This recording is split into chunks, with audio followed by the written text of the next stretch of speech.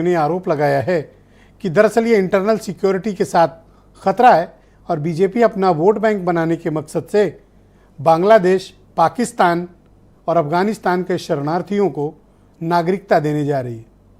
नहीं, देखिए ब्रजेश जी, माननीय हमारे गृह मंत्री आदरणीय अमित शाह जी हमारे पार्टी के राष्ट्रीय अध्यक्ष भी रहे हैं और अभी उनका वक्तव्य भी आपने चलाया। उन्होंने बार बार कहा है कि सीएए किसी की नागरिकता लेने का नहीं, नागरिकता देने का कानून है।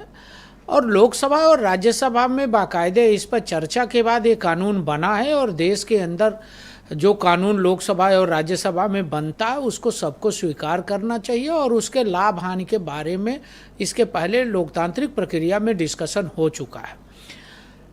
कानून लागू हुआ है, निश्चित रूप से हमारे एजेंडे में रहा है। हम हमेशा कहते रहे कि जो ऐसे अल्पसंख्यक जो पाकिस्तान, बांग्लादेश और अन्य देशों से हमारे यहाँ आए हैं, वर्षों से निर्वासित जीवन जी रहे हैं, उनको सुविधाएं नहीं मिल रही हैं, हम उनको भारत का नागरिक मानते हैं।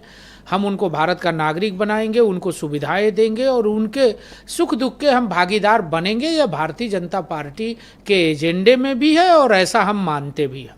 दूसरा, अगर अरविंद केजरीवाल की बात करेंगे तो वो हमें लगता है कि इतने अपॉर्चुनिस्ट हैं कि वो कब क्या कहेंगे इसकी कोई गारंटी नहीं है। आज उनको जो लोग हमारे भाई हैं, हमारे परिवार के सदस्य हैं, भारत और पाकिस्तान के बंटवारे के समय चाहे पाकिस्तान में रह गए हों और पाकिस्तान और बांग्लादेश के बंटवारे के समय वो बांग्लादेश में रह गए हों, वो भारत आए हैं किन्हीं परिस्थितियों में, उनके ऊपर अत्याचार हुआ, अन्याय हुआ, वो भाग के आए। उनको लगा था कि भारत हमारा भाई है, हमको शरण देगा, हमारी दुख सुख को सहेगा, उसका समाधान करेगा। उनको इससे कोई मतलब नहीं है। वो कहते हैं कि साहब ये तो आतंकवादियों को बुलाने जैसा है। मैं एक याद दिलाना चाहता हूँ, अरविंद केजरीवाल जी दिल्ली के मुख्यमंत्री हैं और कहते हैं कि साहब हम सबसे ज़्यादा गरीबों के बारे में बात करते हैं। कोरोना के काल में अरविंद केजरीवाल ने दिल्ली के अंदर लाइट और पानी कटवा दिया और उत्तर प्रदेश और बिहार के लोगों से दिल्ली से बाहर भगाने का काम किया।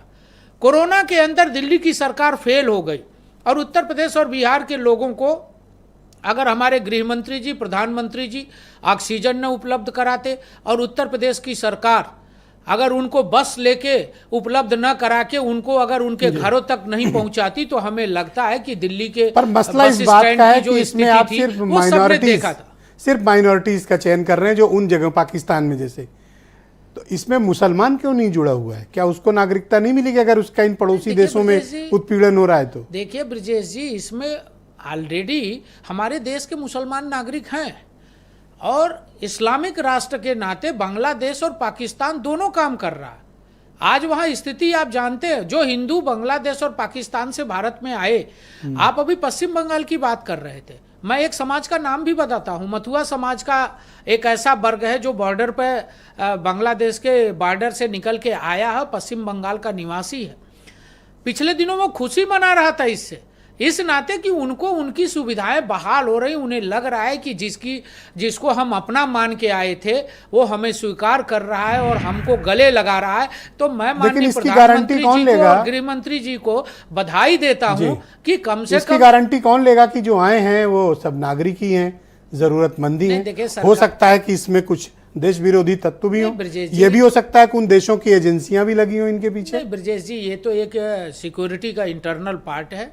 सरकार ने एक कानून बनाया है, हमने ऑनलाइन सबको अप्लाई करने के लिए कहा है। जो लोग अप्लाई करेंगे हम उसका परीक्षण करेंगे, उनको हम नागरिकता देंगे। लेकिन मैं पूछना चाहता हूं, जो लोग आतंकवादी और बाकी सारी चीज़ें लोगों को बना रहे हैं, कौन सा आदमी ऐसा है कि इसी देश के अंदर कश्मीर के हिंदू दिल्ली के अंदर शरणार्थी बन के रह रहे थे? अरविंद केजरीवाल ने कब कहा कश्मीर के बारे में, कब बात की? आम आदमी पार्टी की प्रवक्ता अनुराधा शर्मा मेरे साथ। 30 सेकंड में अपनी बात समाप्त कर दूं। कब उन्होंने उनका दर्द महसूस किया?